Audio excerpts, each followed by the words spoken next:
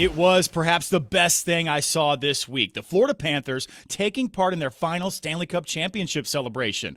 One last victory lap, if you will. This week, players, coaches, and management received their championship rings at War Memorial in Fort Lauderdale. Ooh, a lot of bling here. Handcrafted in 14-karat white and yellow gold, boasting hundreds of diamonds and genuine rubies as well. 2 cups side by side on the front with the quote, "We apologize to no one," engraved above each series win inside. We earned this. We earned these 2 rings, and we put a lot of effort, a lot of hard work. A lot of people don't like the way we play, but we did the hard work to earn this. It's a new season.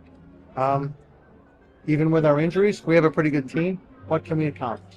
We have a goal, and we'll try to do that. And it's this year's trophy. You try to, just like everybody else. Once the Panthers wrap up against the Ottawa Senators at home, it's time to pack the bags for the first official road trip of the season. The Panthers play 5 straight on the road starting Monday, October 13th. Let's run through these stretch of games, maybe take a snapshot of it so you can set a reminder in your phone. First on the trip, a more than 1,000-mile journey to Philly. That's right, squaring up against the Flyers. The game you can watch right on South Florida's 9, by the way. This will be the second time these 2 teams have faced off early in the season. If you look back at last year, the Cats won 2 out of 3 games against Philadelphia, scoring more than 3 goals in each game.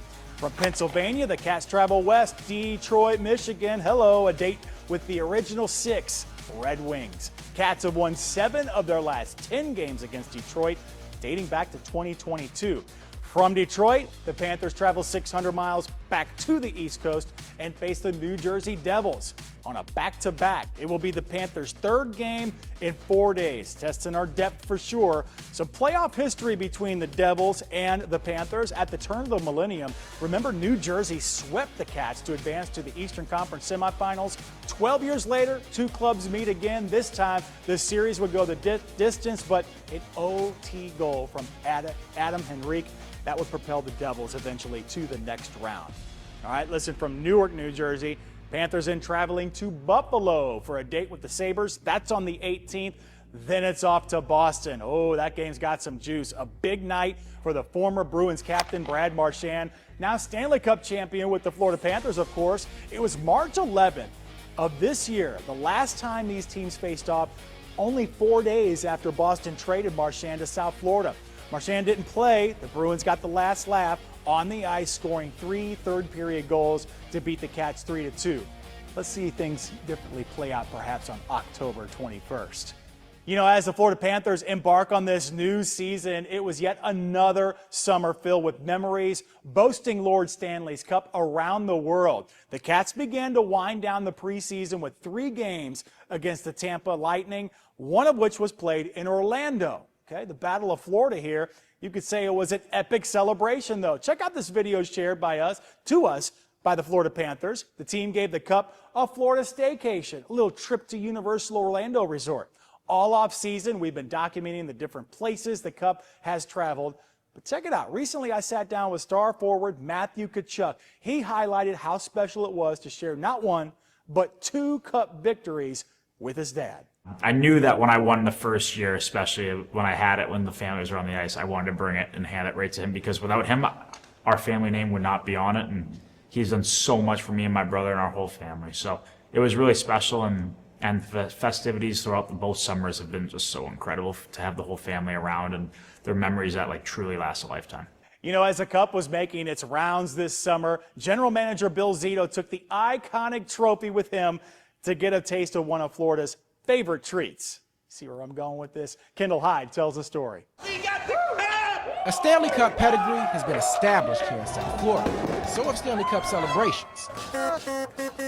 Whether that be jumping into the ocean with the cup or eating the state's official state pie out of the cup. They wanted to put a pie in the Stanley Cup, and they took pictures out in the garden. Last week, the Blonde Giraffe Key Lime Pie Factory in Tavernier got a surprise. It was from the general manager of the Florida Panthers, Bill Zito, and the Stanley Cup. I was shocked because I didn't even know that they would, come all the way down here.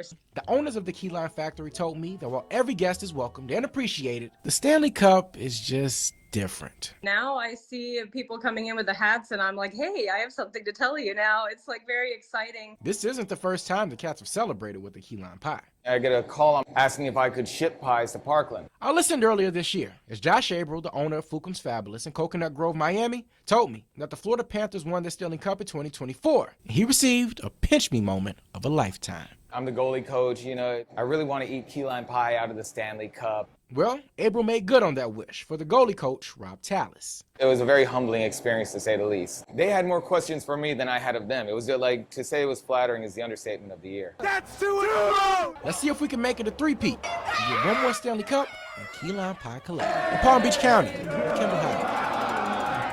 So the cup no longer in the Florida Panthers' possession now that the regular season has started, but I want to look back. I mean, we've got memories, right? Our time in Edmonton, John Barron, our WPTV sports reporter, and I went along for the ride with the Cats as they chased those back-to-back championships. Take a look. The storyline at the end of the Stanley Cup final last year, actually game 1 and 2, went up with a great group of guys north of the border to Edmonton for games 1 and 2. Tell everybody who it was. That would have been John Barron and me, and look at that. Leo Marchesani. Just three great guys. Just three dudes having a good time outside Rogers Just Place. pulling his weight. Leo, that was our photog up there. That's outside the Rogers Center. Yeah. And we were in enemy territory, but we had Panthers fans there, Cats fans. Aldo Zupaccini and his crew. Boy, that was really cool to see them. And we connected with the Florida Panthers fans because you guys are so great right there rinkside. Oh. And it was quite the moment. Yeah. As a matter of fact.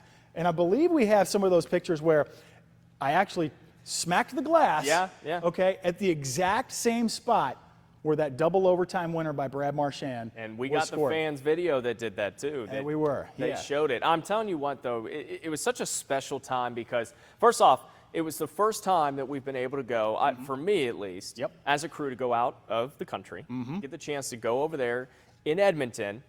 Quite cold in June, by the way. Yeah, not June in South Florida, might I add. Yeah, they told me that it gets to below 40 during the winters, which it's not fun. What are you doing? Are you taking tunnel systems I to don't- get back to work, to home? I don't know what you're doing. WPTV is all in for the Florida Panthers. We mean it. Remember to join me every Monday afternoon, 12:15 on our WPTV YouTube channel. Myself and a different analyst, we're breaking down trends the week that was, how the team's doing, maybe a little X's and O's and video review as well.